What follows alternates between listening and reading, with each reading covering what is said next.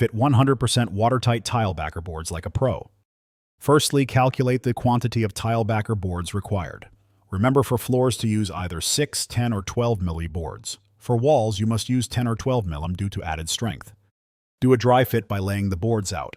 To cut, simply use a straight edge and Stanley knife like so. If your subfloor is concrete-based or screed, flexible tile adhesive should be used to bond the boards securely. For timber such as stud or floorboards, stainless steel screws and washers should be used. We recommend 15 per full board.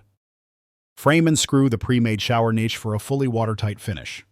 For a seamless finish, the tile on universal shower tray can be cut to size and fitted amongst the tile backer boards. It comes with a fall built in for drainage and optional stainless steel grill and waste trap.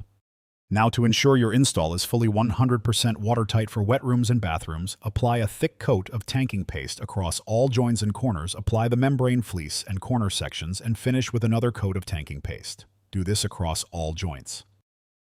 Allow to dry. Ensure clean and dust-free. You're now fully watertight and ready to tile directly to the boards with no additional primer needed. Enjoy your 100% watertight tiled install.